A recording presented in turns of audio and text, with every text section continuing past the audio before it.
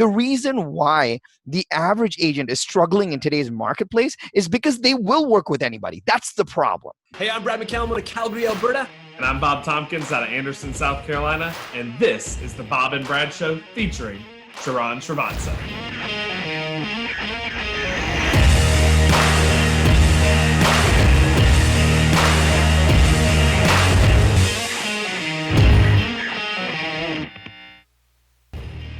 Hey, welcome back to the Bob and Brad Show. Guys, today we have an insane episode for you. We have Sharran Srivatsaa as our guest. He's a personal hero. He's a mentor of mine. If you don't know Sharran is the founder of the 5 a.m. Club. This is like 3,500 people that call in every day. We've got members of government on there. We've got billionaires on there. It's a great way to start your day. He also famously grew TELUS Properties from 300 million to 3.4 billion in sales in just 5 years. He is the CEO and founder of Kingston Lane. And Bob, he's got a really cool summit coming up next week, right? It's going to bring so much value to so many people that are trying to do this content online. It's basically 6 master classes on different platforms and then 2 wild cards that they're going to be throwing in there. Just fantastic stuff. And on this episode, he gives so much value on why email marketing is so great, why personal brand is so important, the importance of being authentic and genuine. And then, of course, cadence over quality. I appreciate that he said, basically, I'm doing this the right way. Yeah, I know. That's exactly what he said. I did notice that. That's basically what he said. But the big point that he makes, and the reason why you're going to want to tune in for this extra long episode today, is that 90 days from now, we're going to all be looking back at this period of time and wondering what we could have done for our business. Did we turtle up? Did we get scared? Or did we really double down on our personal brand so this can actually be a time of growth for us? So let's get right into the interview with Sharran Srivatsaa. You guys are in for a treat. Check it out. Yeah, awesome. Well, first, Bob and Brad, thanks for having me. You guys don't need to do this. The community needs to realize that putting all this together takes a lot of work, takes a lot of effort. And what you are doing is amazing because it takes a lot of effort to do this. It takes a lot of effort to produce this. It takes a lot of effort to get the guests. And then you're delivering this so that the world can be a better place. So thank you for doing that. The world needs more people like you guys. So thank you for doing that. Thank you. Right? And so let's talk a little bit about the story behind or my thought process behind all of this. So even if you just rewound, say 15 years ago, which like 15 years ago is not that far ago, 15 years ago, the only way to have a voice to sell or say something is you had 3 broad channels. Like you either had to get on TV or you had to get on radio or you had to get in print. Conceptually speaking, that's kind of all that you had back then. And the reason you needed to get on TV or get on radio or get on print was they had distribution that we didn't, right? So if you got on Johnny Carson, you're like, this is amazing. I can somehow pitch my ShamWow product and boom, everything is, you get a lot of kind of distribution there. Or you pay for the advertising during Cheers or during Friends or during whatever. So you slide into the distribution, right? What they had then was a oligopolistic platform. There's only 3 people based on the message that you had, based on the amount of money that you had. It's not that people didn't want to invest in TV. TV was like 17 times more expensive than radio. Radio was like 16 times more expensive than print. So everyone was like, well, I only have access to print, so I'm going to do a lot of print. And those who didn't have access to any of those would go hand to hand, would door knock, would do things by referrals, etc. Now, if you asked anybody anywhere in the world, nobody wants to go door knock homes. Nobody wants to send out postcards that they know that nobody reads. Nobody wants to do that, right? They do that only because they don't have access to the big channels. That is the only reason, right? That's the only reason. If someone walked in and I walked in and I started a real estate business and I said I had $15 million to spend to take over the Calgary market, I'm not going to start door knocking. Right? That's what people need. I'm just going to buy distribution. I'm going to buy my access to a platform. Well, fast forward 15 years, the TV show is right now the Bob and Brad Show. The radio show is right now the Bob and Brad podcast. People don't realize that when you have something to say or to sell, you need a platform so that you can stand on it to have something to say or to sell. But in today's world, there's never been a time where you can actually manufacture celebrity, and you can do it in such a niched way that you can say, you know what? I don't need to be on Johnny Carson. I don't need to insert my ad into Friends. I need to have my own platform. And when I do, I get a little tribe, and the tribe can build, listen to me, buy from me, get impacted by me, etc. And the funny part is, you don't need the $15 million. You can do it for free, right? And so the message is for the personal brand is no different. Like Tony Robbins, we all know, like Tony Robbins paid his way, built the late night kind of product selling. He sold his stuff late night. He built his brand on TV. Now, the reason the back-ended answer to the personal brand stuff is, it doesn't matter how amazing you are if no one is listening to you. Mm-hmm. Like, people just need to realize that for a second. It doesn't matter how amazing Brad's videos are if nobody watches them, right? And so the key component of people are like, oh, I have this personal brand. I want to make sure that my Instagram feed looks really good. And I'm like, dude, you have 9 followers and 3 likes. Like, it doesn't matter right now, right? What you need to do is you need to build an audience. And the way you build an audience is you figure out exactly who you are, right? And so I don't know if you guys have this in Canada, but in the US we have this semi-traditional grocery store chain called Trader Joe's. I don't know if you guys have Trader Joe's. Yeah. I'm in South Carolina, so yeah. Yeah. So Trader Joe's, right? So I'm not talking Walmart, Target. I'm talking Trader Joe's, and I always think of a brand like, I want to be Trader Joe's, and what I mean by that is, Trader Joe's doesn't come out and say, I'm the best grocery store in the world. No, like, they're not saying I'm the number one this in the world. No, look at how many pounds of meat we sold. Look at how many homes we sold. No, like, they don't do that, right? What do? They wake up every morning and their marketing team is like, who is our clientele? Why do they come to us? Let me talk about that. Yeah. That's literally all it is, right? So when a real estate agent steps up every morning and says, hey, like, you look at a real estate agent's feed and it's like, just listed, just sold, just listed, like, that's crazy, because literally it breaks the cardinal rule of marketing, which is enter the conversation in the prospect's mind, right? If we can't enter the conversation in the prospect's mind, like, we don't know, we can't connect with them on a messaging level. So I don't wake up in the morning thinking, quote, am I curious about the value of my home? Like, that is not the thought I wake up with in the morning. Therefore, the really terrible ad on Facebook that says, are you curious about the value of my home, does not connect with me, because that is not the thought I'm waking up with that morning, right? But the thought I am waking up with that morning is, oh my gosh, I saw this headline yesterday. It looks like rates are down. Am I overpaying for my mortgage? That's the thought that I have. Now, if that's the messaging that's on the ad or on the video or the stuff that, you guys talk about, that starts to resonate with me. Now, I am Trader Joe's, where I actually am talking to my clientele. So the 2 things that I really talk about a lot when it comes to the personal brand is, how do you get distribution? How do you get this audience? And can we build this audience? And without the audience, you don't really know what message is resonating with them. So to me, I'm kind of the reverse. People are like, figure out who you are and then who you're going to serve. I'm like, no. Figure out who you're going to serve first, and then they will tell you what they want to listen to, and that helps you build kind of the guiding advisory-based brand. So I'm really focused right now on how can we create this amazing mini individual platforms for ourselves, so we can have something to stand up on, so we have something to say and to sell every single time, and that way our voice and our message is really clear to the people that we're serving. You know what? Two points on that. One thing I've noticed is that the more content that we've put out, exactly like you said, having that response of putting something out, we thought, oh, we'll try something a little bit funnier.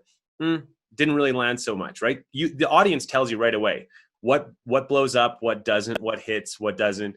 Another stuff with my family, where we're a very nice family brand. People love it. They love to see our kids. They love to see my wife in stuff. I have a new team member. She was in the first video. I got so many messages from people saying, we love her. She's really nice. But also just this, like, but where's your wife? Like, where's Tila? Right. Yeah. So it's like people have this expectation that they're building, and they'll let you know if you step aside from it. But the other thing that you said, about thinking about entering the conversation in the prospect's mind. For the last year and a half, I've been working on building my YouTube channel, and I'm ranking really, really well for things like Calgary real estate and Calgary luxury homes. And guess what? No one types into YouTube Calgary real estate. Calgary, like, yeah, they exactly. might type in moving to Calgary, or what's it like, cost of living in Calgary. But I'd optimized for the wrong thing. So we're starting to pivot based on a lot of that counsel of entering the conversation in your client's mind. Yeah. Go ahead, Bob. No, Sharran, what I love about what you said there with brand is I think it's hilarious because most people look at it the other way where they're like, oh, I have my brand. I want to show people how great I am. Like it's all perspective of if I'm going to create a brand, it needs to be all about me. Instead, when you look at the value proposition of how can I bring value to people, and then you build your brand out of that, the following grows exponentially as opposed to making it all about you. Because, you know, most people don't care about you. They care about the value you can give them. You're spot on. And I'll tell you that a lot of times, let's make this super tactical for folks, right? So an agent will tell me, well, Sharran, I get that conceptually. You're not listening, but I get that conceptually, right? And I said, well, what do you mean? What do you mean enter the conversation in the prospect's mind? Because I, the agent, I'm not going to spend the 4 minutes to sit down and think about what the client is thinking about. And I'm like, that's cool, bro. I'm going to give you something easier to do. Literally take your email for the last 3 weeks and just like skim it. Skim the questions that your clients have asked you. And I'm not joking. You sit in front of you, you're like, you look at your phone and go, oh, that was a question from Bob. Click record. Hey, today's question comes from Bob, my really good friend, Bob Tompkins in South Carolina. He says, hey, what happens to homes during the coronavirus? Did they fall out of contract? Well, I've been getting some version of this question all the time. Let me explain what this means. 1, 2, 3, 4. You just read the exact words that your client already gave you. That is how you enter the conversation in the prospect's mind. You don't need to go to Google and create and like try to find the highest ranking searches. Just answer the questions that your clients have already asked, because that is the conversation that is in their mind right now. And if one person's asking it, multiple people have that same thought, right? Yeah, and I call it, I kind of call it the 11x rule, right? Essentially, every time someone asks you something, 11 people are kind of thinking about it, and there's no science behind it. I just kind of made it up, right? But at least know that, okay, well, if someone actually takes the time to ask you something, just take those exact words. Like, you don't need to create content; you just need to document the life that you do, and they call it the document versus create. But let's make it easy for our, for the agents that are serving these communities every single day. Just look at your client folder, look at the emails that you got, and every single day. And I actually would say, they don't have to be super well produced. I think if the cadence is in the credibility is in the cadence a lot of times, at least in the starting part, right? So even if you started the question of the day series, just pick a question you got. Hey, today's question of the day comes from Brad, my friend Brad. And you just read the question and you answer the question like you normally would. And you say, hey, if you're interested in anything like this, message me the word blah below and I'll get you all the details. Thanks. That's it. Right. Yeah. And so now you have a question of the day series, a body of work that nobody has. Like, I've literally told a question of the day series to, I don't know, tens of thousands of agents. And I don't even know one person that's built it. Not one. Bob, that's a challenge. That's crazy. Hey, that's a challenge. Hey, we can do that. It's super easy, right? Yeah. But I think the cadence issue is really, without cadence, you don't have a brand, right? Like, you can't just say, I actually talk to people and they're like, oh, I'll come back, I'll do this great video on Friday. I'm like, no, dude, like today. There's no tomorrow. Like, you can do 3 between now and Friday. There's no, so let's get stuff done every day, because the cadence is everything. Yeah. And for me, that's why I've been really working on focusing on Instagram. I know Instagram, you've got a really cool story around what you did with your Instagram. And even just on a small micro level, well, I shouldn't even say that. I don't have tens of thousands of followers. I've got 1,200, and a couple hundred of those are probably clients in my market. The rest are probably agents and friends, family. But those few hundred produce business. So my Instagram account is very valuable to me because it attracts builders and business. And I think I posted the other day about the importance of it, because I had picked up a builder. And then from there, I picked up another builder. And tomorrow I'm going to a $4 million listing appointment. And it's all because there was an audience the whole time watching me. I just didn't know it. And as soon as I started to get some of these people sliding into my DMs, I realized, what am I doing? Every week, these are people that are such fans that they're reaching out. But what about the people who would still like to see a little bit more, right? Yeah. Or who are making other decisions. I just didn't post that week, so it wasn't top of mind. So what did you do with your Instagram, and why would you have ever done that? It's crazy. Bob, if you don't know this, you're going to love it. So I'll tell you guys, a story. So about a little over 14, 15 months ago, I started Instagram about 4 years ago. I really had no idea what I was doing on the platform. Facebook, like all of us, was kind of the primary platform. So I was working on that, and I just started posting random photos on Instagram. And I'm very fortunate to have a fairly large email list. So I was able to grow. Every time I would write an email, I would say, hey, follow me on Instagram. And so I got my Instagram growth to like roughly 9,500 people. So 9,500 people.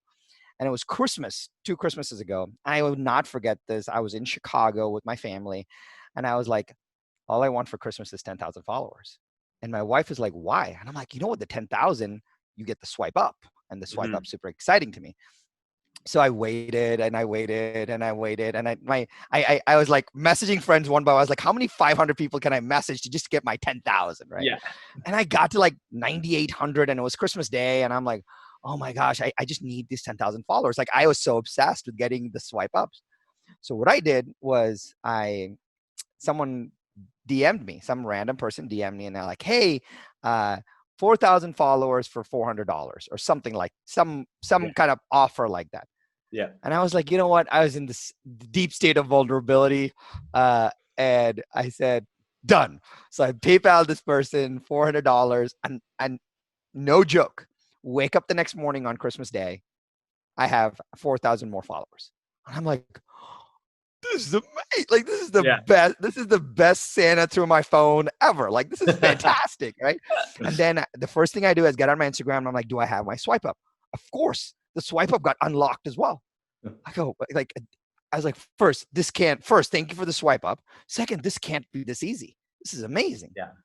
And then 24 hours later, I instantly lost 4,000 followers. So my friend at Instagram, who works at Instagram, texts me and says, hey, did you buy followers? And I go, well, kind of. They're like, yeah, don't do that again. And I said, why? He goes, those were bots, and your account is done.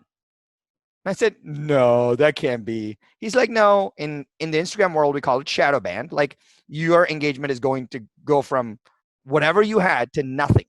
So for the next kind of like few months, I literally was getting like 2,000-3,000 views per story. I was getting great engagement. It stopped at like 4 likes, 3 likes, 8 likes, 4 comments. And I was so bummed that I had let that get the better of me. And I knew I had to start all over, and I just broke my heart that I had to start all over. Whoa. And so what I did was I said, well, I'm not going to just start all over. I'm going to do it right. Yeah. And doing it right, when you don't know how to do it right, is weird, right? like that's like, for example, that's like me saying, hey, how do I do the camera setup right? But I don't know how to do it. Yeah. So what do you do? You hire a coach. Like, you just hire a coach. So I hired, my really good friend, Dean Aguilar, who was very deep in the Instagram space. And I said, hey man, this is what happened, etc. He's like, okay, I've done this for celebrities. I've done this for influencers. I'm sorry, but we have to start your account from scratch, but I'll show you how to build it up.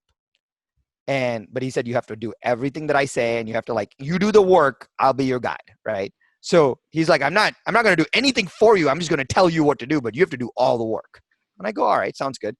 So fast forward, close to 16 months now, we started a new account, grew it completely. We're roughly in the 250,000-ish follower range, skyrocketing kind of engagement. We did over 7 figures only from Instagram last year.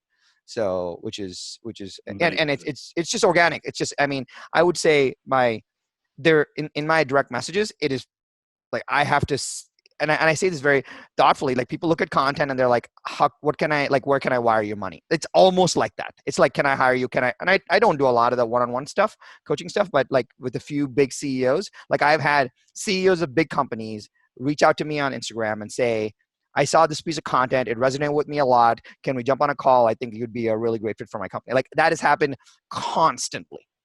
Mm-hmm. And that, the one thing that forces you to do is when you start to, people don't realize is when you start to get a bigger audience, your accountability for content that you create on the platform, it just goes sky high, right? Like you're like, "Oh, I'm never going to go 7 days without posting. Like that will never happen because all that I've done, is going to go to waste." So the my audience on Instagram is completely different from the audience on Facebook, from the audience on my email list, etc. But you have to be very, what I call, like, you have to be very platform specific when you're doing that, and it's okay. That's the world kind of we live in right now. Like you said, Brad, the messaging on YouTube is a little different than a messaging on Instagram is a little different. Like you even take your YouTube videos, cut it up, change it up, and then post it on IGTV. You don't just take your YouTube video and just like slap it on IGTV, which is what I would do because I don't have any skills like you guys, right? So the Instagram thing is, I'll tell you right now, for those that are considering, they don't have a primary platform of choice. Mm-hmm. I would say the most underpriced attention outside of TikTok, the most underpriced attention is on Instagram right now. And we probably have another 24, 36-month run before it's like what happened to Facebook. We're at what happened to Facebook 5 years ago right now on Instagram, Sure. right? And so if anybody's considering anything, it's a much easier platform, easy to go, not as easy to go viral as TikTok, but easy to go viral. Still, the monetization engines are there because people are actually running ads. You can run ads locally, which is really powerful as well. Yeah. So I like that for agents saying, hey, I can actually build a base and then start to run ads in South Carolina where I can build a brand around it.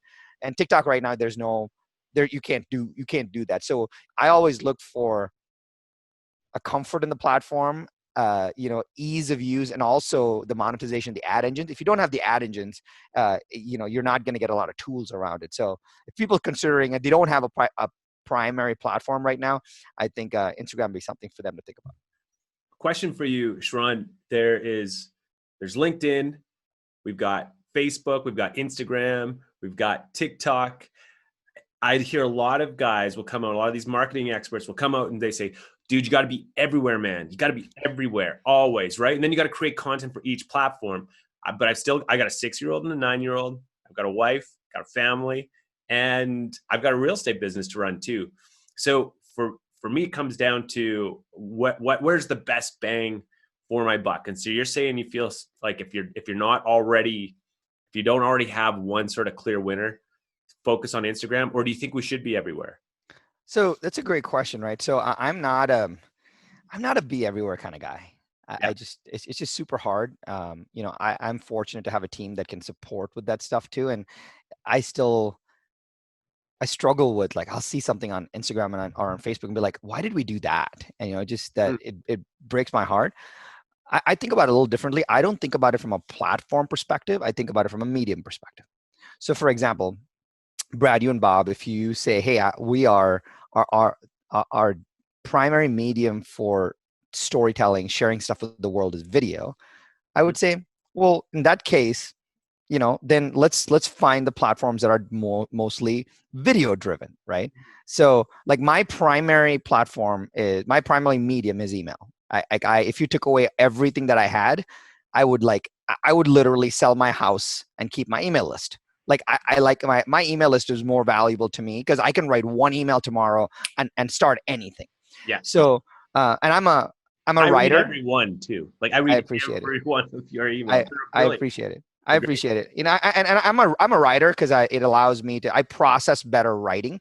And so I like a writing centric medium. So I like email first. And then I actually take my emails and then I'll create a blog post out of it. And then I'll share those blog posts on Instagram or Facebook and LinkedIn. And I've gotten Instagram only because I'm seeing the underpriced attention on Instagram. So for agents, my thing will be this, which is like, we need to pick a medium of choice. So if you like podcasting and if you're a voice person, you don't need to be on any platform. Just go hard on voice. Just Yeah. go hard on audio. If you're a video based person, and like, go hard on video, and then figure out, hey, where does this video asset, where is its best leverageable, right? Yeah. If you're in the written word, go that. If you just like design and graphic design and pictures, great. Instagram's a really good platform for that. I'm more medium centric than platform centric, because at least then you will never like back off on content creation, because now you're like, hey, it's my medium of choice, so I'm always going to produce this, and therefore I'm going to post it somewhere. And I found that that's helped a lot more people than anything else. Like, I'll give you guys a simple example. Like, I love voice. Like, the way I love to communicate with folks is like, I love to do voice memos. If you ask me a question, I'd love to do a voice answer. I can articulate my thoughts better on written and voice. So I actually, if all the platforms go away, I would much rather just be a writer and a podcaster. Like, I would just rather just write email and do podcasts, because that's my primary stuff. And so I finally hired a podcast manager this year, and I was like, hey, you just have to help me get the voice out of my head. And he's been kind of working on that. And so if that helps at all, I think being medium centric is really important. What I don't appreciate about what an agent will say is, well, I don't want to do any, like, you can't not want to do anything. Like, you got to pick something, right? You just, you either, if you like just casual videos, Facebook works because of its organic reach, and Facebook is a lot more forgiving on casual videos than YouTube is, right? Then on Instagram, you can actually get away with short videos and graphics. On LinkedIn, you can just get away with, like, if you're more analytical and market stats driven and business driven, you can get away with that on LinkedIn. So based on, I think, whoever you are, I would just say you should pick a primary platform and you should post every day. That's like essentially, YouTube's the only kind of, difference there. But folks on YouTube right now are saying, I'll post on YouTube, but then I'll do a YouTube story, a YouTube card, a YouTube comment. They're doing other things on the platform during the week. But my suggestion is pick a platform, post every day, and you win. Oh, 100%. No, that's super. I love that, because that's like, Brad has built everything. Almost YouTube is where he's put everything, because he's super clean and he's got these videos that are so polished, where I'm very much that it's a kind of a raw cut video. It's laid back. I can put that stuff on Facebook, and I've grown a pretty good following based on it. And if you pick that one platform and you just drill it, you're going to end up getting a lot of business out of that. Awesome. Yeah, totally. So one thing that I've learned with, and the reason why I think anyone watching this show should go and follow Sharran on Instagram, sign up for his email, and watch his videos that he puts out. Check out Kingston Lane. The reason why I would say for you to go and do all this stuff, because there's two things you can learn from Sharran. There's everything that he says, but what I would recommend, that I'd say half the stuff I've learned from Sharran is just by watching what he does. Because what Sharran does when he communicates is he'll say something and then he'll repeat it back again, and it sticks. He's one of the best communicators you'll see, whether it's in even the composition of his emails. There'll be a sentence, a space, a sentence, a space. It's way more targeted. It's way more calculated than maybe even what the message is. Because I'll listen to the message. I'm like, oh, I agree with all that stuff. But I'm more like, no. Why is he formatting his emails like that? Why is he communicating in this way? There is a lot to be learned from this guy. And I'm telling you, it takes someone like me, who's definitely more creative, Sharran. You know that, and that's why I got onto this show with Bob here, is I wanted to force myself into the cadence of a weekly show that was filmed on Zoom and is going to be a different set. The audio is not going to be perfect. I'm not going to get separate audio channel feeds from each of you guys. It's about trying to take a little bit of the sharpness off of what I do to have some cadence, to get the power of that. And that's why I think you talk so much about, like, listen, I love the set, Brad, or I like the camera and all that stuff. You don't need it. You don't need it if you're in front of your audience every day. Like, the quality part that's more about my OCD than it is about whether or not there's a real great ROI on it, for sure. And I understand that. Yeah. Well, here's the interesting part, and I like curious to take Bob's comment on this, because he and I probably have done a lot of this stuff. Is I would take if we took Brad's videos, and this would be a cool project for us to do for 5 minutes. If you took Brad's videos over the last 12 months, and you took my videos over the last 12 months, I would wager that I got more views, and I'll tell you why, right? Only because I put out more and I put out more often.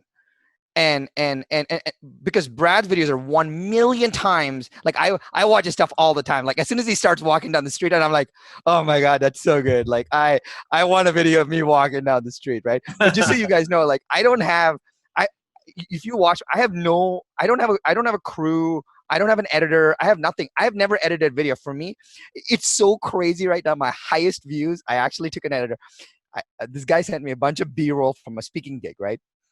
And I was like, I have this idea. I recorded an audio for like 2 minutes and I sent it to like this editor on Fiverr. Literally cost me $10, right? And I said, hey, here's my audio. Here's my like raw B-roll.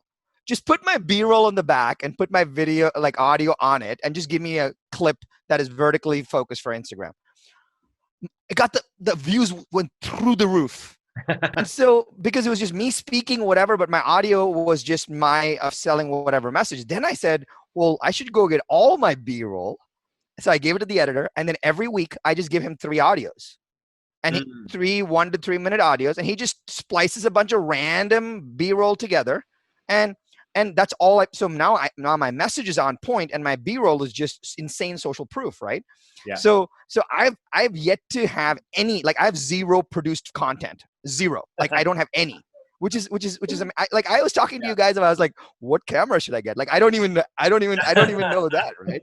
I mean, I have a janky headset with a wire, like because I know that's dependable. Like to me, that's more important after this. Totally, right? But I think tactically people need to understand that as soon as once you start doing that, you start to realize that you build this body of work, right? And the body of work is where it's truly important. But tactically, I'll give you guys I think we all write email, and Brad, you mentioned this. So I want to talk about email for one quick second. I have never seen any group of people around the world obsess more about how email looks than real estate agents. Like, oh my gosh, like I need my font, I need my key header image, I need like 4 blocks, I need this, I need my photo in the background, I need my disclaimer. I'm like, you are crazy. Like none of that matters at all. And the reason is all the big email systems like the Microsoft and the Gmails, etc., are filtering out all our messages with all the extra HTML code in it. And just so you guys know, I send 1.3 million emails a month, right? Like I send a lot of emails a month. And so the interesting part there is I have gone to 100% text. 100% text. And my pull-through rate, my click-through rate, it is sky high right now. And let me tell you how I figured it out. It wasn't me. I hired a coach. I have an email copywriting coach, right? And he basically was telling me, he's like, hey, Sharran, so you have really good writing, but it's all formatted wrong. And I'm like, why? He goes, well, you start your sentence and it's just like a blob. I open it up on email. Yeah. I was gonna say, there it is. That's a Sharran email right there. Well, if you keep scrolling on that, you'll see it's like it's easy to read on the eyes, but the one thing that you're not seeing on there is there's only one blue link. That's right. There it is. There's only one blue link. So the highest converting emails, I will tell you right now, regardless of what industry you are, the highest converting emails are simple blocks of text, maximum of 2.5 scrolls on an iPhone or on a mobile device, and 1 link. Yeah. That will beat any other email that you can send. Because now every email system is like, oh, Sharran sent an email to Brad. It comes into Brad's Gmail filters. It sounds normal because if Sharran was going to write a personal email to Brad, he would write a bunch of stuff and he'd say, hey, bro, check this out. And he would give you a link. Only in email marketing do we have 16 pictures, 14 links, etc. So when they do that, they just put it into the promo tab instantly, right? So you want to let the email marketing systems know, or the email systems know, that you're writing like you're writing to a friend. And if they're writing to a friend, they actually don't put it in the promo tab. They're like, oh, this is a bunch of text and a link. That makes sense. That's what I would send people. Right. And the easiest thing that you get, like if you want to launch a listing, I'm not joking. Hey, I'm super excited to launch a listing on 123 Main Street. The 5 things I like about this listing are 1, 2, 3, 4, 5. Click here for the 3D tour. 1 link, send. That will get way more clicks than your Matterport inside your stupid HTML. Yeah. But no one will listen to me. That's the problem. Yep. Oh, that's brilliant. That is something I'm going to implement into my business today. I've got an email I'm sending out to my group, and I always think, okay, do I want to embed the video and all? Oh my gosh, yeah. Okay, good. Now there's something I want to talk about, Sharran. Uh, Bob and I, we checked it out. It's brandsummit2020.com. Next week, Dean Aguilar, the guy who helped you architect your Instagram account. You guys have brought people in who are experts in the different fields of social media. You're doing it all for free, and it's a 3-4 day program. Is that Yeah. right? So Tell yeah, us about exactly. Yeah. We are, as we're filming this, we're going through a very interesting time in the world, and I hope everyone's healthy and safe, and we'll get through this. And I've been talking to everybody and saying, well, if I could lean forward 90 days and turn around and look back, like what do I have to show for it? I really want to, did I just curl up in a ball and just wait for us to get the world to get better? Like, what do I have to show for it? And what I mean by that is, could I create an asset during this time that will take care of me for years to come? And I thought, wouldn't it be amazing? What an amazing time right now to actually build the foundations of a brand. And instead of I've been in a lot of online summits. I've spoken at a lot of online summits. The sad part is I didn't want it to go that way because it was 5-10 days long. There were like 4,000 speakers, and it was interesting, but you had no idea what the kind of, it was more about the speakers than about entering the conversation in the prospect's mind. It was more about, let me get a bunch of big names as opposed to the result that you're going to deliver. Sure. So the result was, how do we build a memorable and profitable brand for people? How do we get them to do that? And now the first question that I came to people's mind was, why people are instantly going to self-select by saying, I'm not a Facebook guy, I'm not a YouTube guy, I'm not a LinkedIn guy, right? So I said, well, wouldn't it be amazing to say, hey, we've got get 8 master classes, so it's not 300, and 8 platforms. And so people can just pick and choose as to what they want. And we actually, some of the speakers, like, I write a check for, right? So that they can come in and do this, because that's my way of saying thank you to a lot of them. And it would not be fair at this time to get people to pay for this stuff. And so hopefully we'll figure out economics and all of that. But the idea is 8 master classes by 8 platform experts. So 1 LinkedIn masterclass, 1 TikTok masterclass, 1 Facebook group masterclass. So kind of every realm of the world.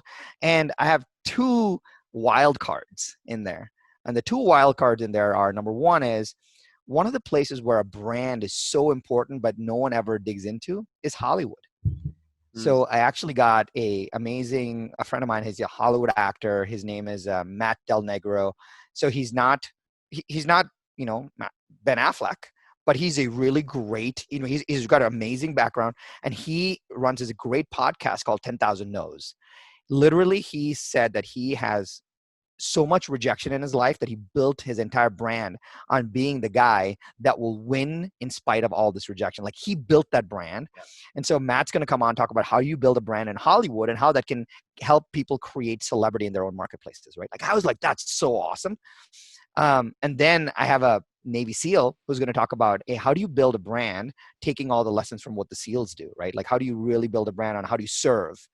And so those are the 2 wild cards that are not related to a specific platform, but more. So it's 6 platforms plus 2 master classes on that. So we have 8 master classes. It's all next week. It's all free, and it's brandsummit2020.com. So I would suggest people sign up and take advantage of it. Oh, absolutely. I think I'm going to sign up as soon as we're done. That's awesome. That sounds fantastic. I'm looking forward to checking it out. I know that everything that I've ever done with you, the content I've ever got, I was a part of Kingston Lane's Inner Circle.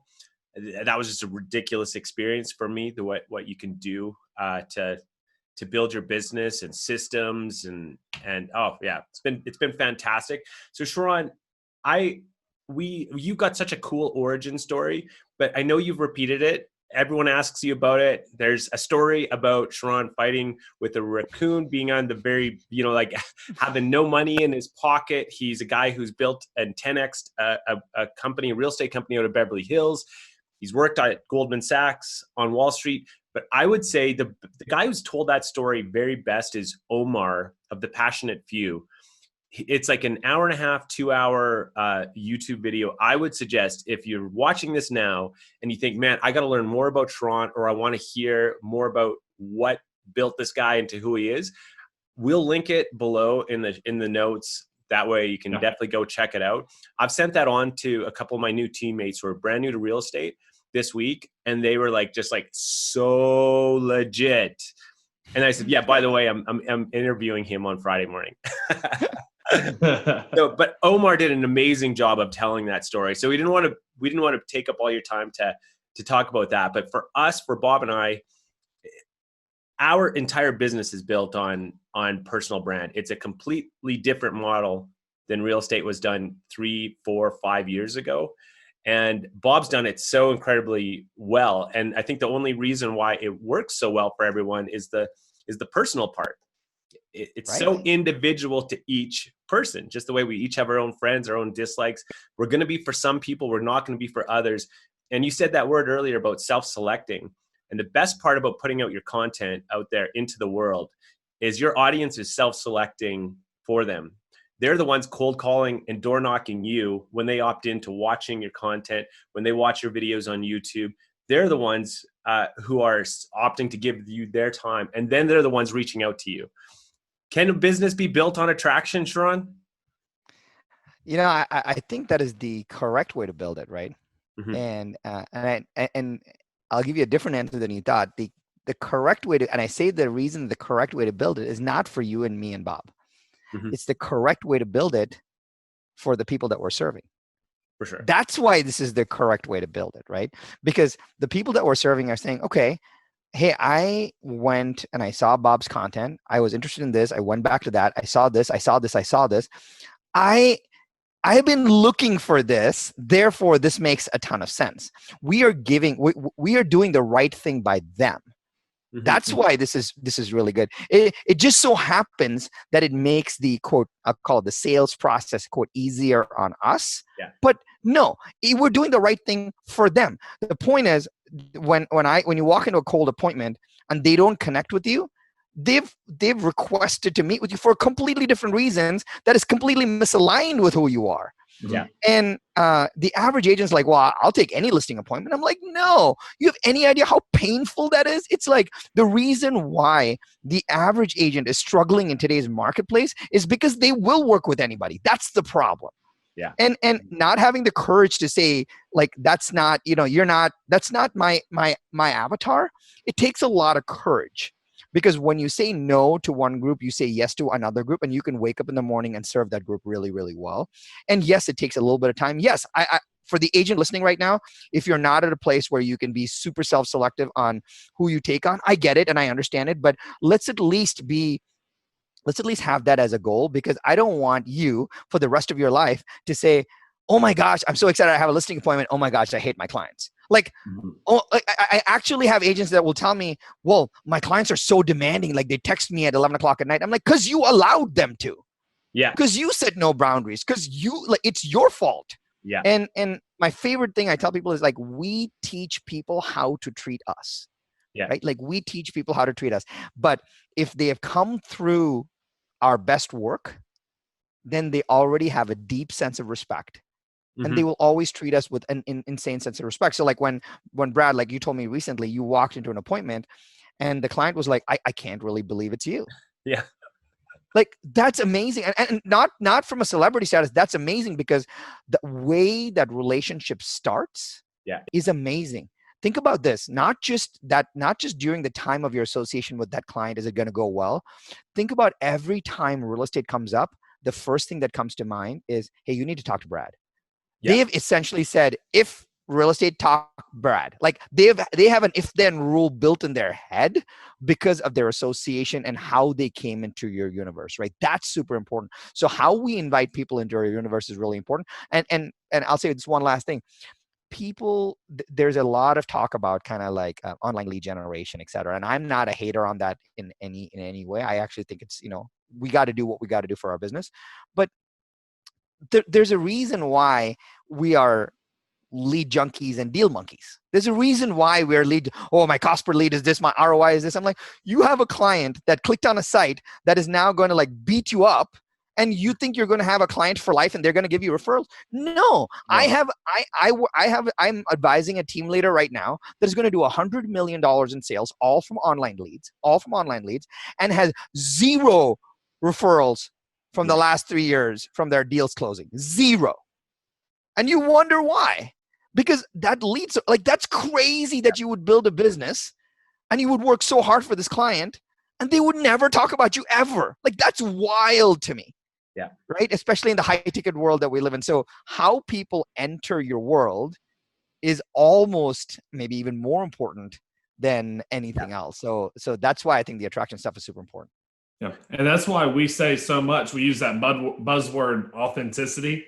But when you're making this branded content and you're authentic and you're genuine, people become loyal to you as a person because they've actually gotten to know the real you. Yeah. And that's how they become those clients for life. But if you buy leads or do anything like that, they have no connection to you as a person. Right. There's no trust or loyalty long term there. They're never going to refer you to their friends and family. Yeah. Spot on, Bob. One thing that I heard Steve Olson say that has stuck with me is that he said, when you've got a client in the market someplace and they want to sell their home, we oftentimes as real estate agents will think that the first issue that they have is, well, how am I going to sell my home? Where's the next home I'm going to? But actually the very first problem that a person that wants to sell their home has is, who am I going to choose out of 6,000 agents in my city? Like, that's the first problem. How do I even start having that conversation with people? And so when you're out there and you have that content and it's actually solving the very first problem for them is, who do I call? Who do I trust? Who can I have this conversation with? Yeah. And I'll give you this. I'll give you the word that I like to use. And the word is this. It's safety. They just want safety. They just want to know. Hey, I see Brad stuff a lot. The familiarity of seeing Brad stuff a lot creates safety. I see Bob share this stuff. The familiarity of seeing Bob creates safety. And so when you put Brad in front of me and Sharran in front of me, and you've seen Sharran 3 times and Brad 300 times, I just feel more safety. We walk into a store to buy vitamins. We know nothing about vitamins, but we've seen 17 ads on vitamins. There's a subconscious thing about Neutrogena or whatever. And you're like, I'm just going to buy that brand because I just feel safer because I've seen that more. Even the familiarity around that is so powerful that people think that the reason people hire us because of our track record and how we impress them. No, they just want to feel safe and making the safe decision. They're like, I just want to know that Bob's going to take care of me. They just want to feel safe. And the higher the ticket item, the safer they need to feel. Right. So like, we're in the real estate business. Like, you sell $1 million home, it's a $30,000 commission on each side. Like, that's a high ticket item. When have you and I actually written a $30,000 check to somebody? Like, that's great. Like, that's crazy. And then because of that, like, we're thinking, oh, I'm going to buy a lead and the lead's getting, like, that's why we're getting squeezed on commissions. Right. So that's why when you enter the conversation in the prospect's mind, it's can I install some safety every single time? Is the warmth, is the content, is whatever it is. All I'm going for is, hey, can I install this feeling of safety? Because once you do that, everything else is just a conversation. Mm-hmm. And I don't know if Brad has experienced this, but kind of coming off of that, whenever I've had leads that have been kind of just from an online site or whatever, they're always haggling me on commission. Sure. When I have leads that come through my brand, I sit down with them and I'm like, hey, this is what I charge. And they're like, okay. Yeah. Yeah. There's no pushback. What we got 9%, and people always, bumble me for talking about, we got 9% from a FSBO. Oh, so this was a seller that was not willing to pay listing site commission. We got them to pay 9%. So like, I didn't even have to negotiate because like, I'm crazy. I'll start super high. But they're like, oh, okay, well, if that's what it takes to work with you. So you can do crazy things. Yeah. And that was the last FSBO appointment I went on. I'm not going on anymore. Hung it up so that I could actually say that I got 9% on my FSBO on the last. Good call. That is the thing though, is what I've noticed. And the reason when that guy when I went to that listing appointment, he came up to me and he was just like, wow, the thing that I've noticed more and more, and I noticed this with Bob when I walked around in Vegas with him, that he was having the exact same experience, but for totally different reasons. So I mean, probably the same distilled reason, but for different approaches, was that people have a relationship with you prior to them ever meeting you because of the content you're putting out. So the thing that you have to do if you're going to go down this path of really creating a personal brand is you got to get up to speed when you go to those listing appointments, because they walk in and they will be repeating your jokes, your words out of their mouth. It's no law. You don't sell at that point. Yeah. You don't sell. You're just there to facilitate. It's You've already sold. Yeah. It's actually, the funny part is, like, I've been on, I probably cut my teeth on a lot of listing appointments. I have like this blueprint for listing appointments, but I'll tell you, the first thing I tell people is, people say, "Oh, can I have your listing? Can I have your listing materials? Can I have your listing book?" And I'm like, just because you have Tony Hawk's skateboard doesn't mean you can skate like Tony Hawk. Like, it doesn't work that way, right? Yeah. The interesting part is, you win before you arrive. Yeah. That is how you win. You win before you arrive. And if you cannot win before you arrive, now you're a commodity, and that's the problem. So when you win before you arrive, now it's just validating that you're already the right choice, not choosing you. That's why the greatest thing in actually this attraction-based marketing is winning before you arrive. And for the agent listening, if you don't have that yet, it's okay. But you've got to know that in the next 18 months, you can manufacture the celebrity that Bob and Brad have. They've manufactured it out of thin air. And it's amazing, and they deserve it. Yeah. That's the thing people forget. Bob casted himself in a video that got 1.3 million views, right? You cast yourself. It's awesome. So win before you arrive, man. That's how you win in today's market. And for people that think you can't do it in 18 months, I started doing video for my business 15 months ago. Wow. So you can do it very quickly if you put out just tons and tons and tons of content. Yeah, for sure. Yeah. I'll leave you guys with this. The more content you make, the more money you will make. Yeah. Easy. Simple. Boom. Sharran, I just want to say thank you so much for your time. You gave us way more than we could have hoped for. We so really appreciate your time and your giving spirit. It's who you are at the core. I know that. And you definitely didn't need to do this, so we so appreciate it.